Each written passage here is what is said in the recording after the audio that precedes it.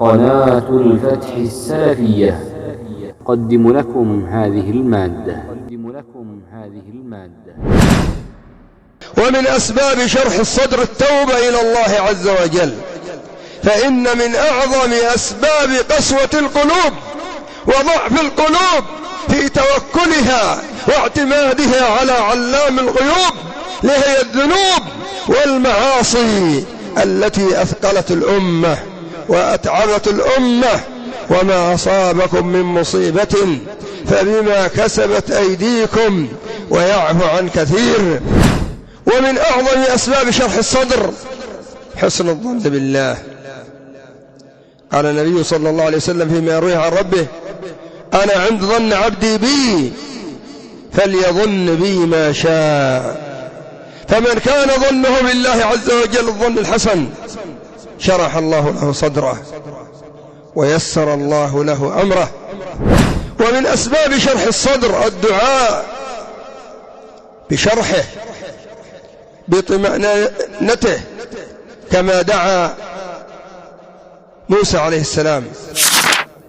ومن أسباب شرح الصدر التوحيد وإفراد الله بما يجب له، لأن من وحد الله علم أن الأمر لله، وعلم أن السلامة من الله، وعلم أن الأجر على ما ينوبه من الله، فعند ذلك ينشرح صدره.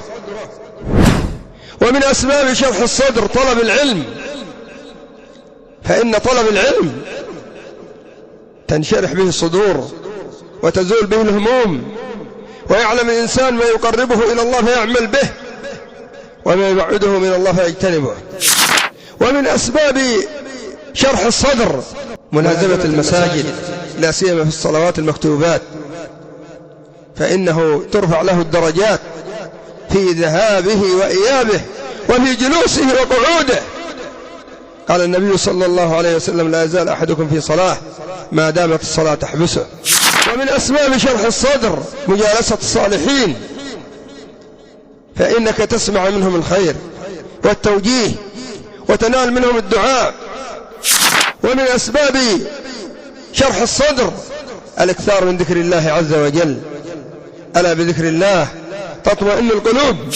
ومن أسباب شرح الصدر قراءة القرآن، فإن الله عز وجل جعله شفاء ورحمة، وننزل من القرآن ما هو شفاء ورحمة للمؤمنين ولا يزيد الظالمين إلا خسارة. ومن أسباب شرح الصدر الاحتساب لما يناله العبد في هذه الدنيا، ويرجو من الله عز وجل حسن المآب.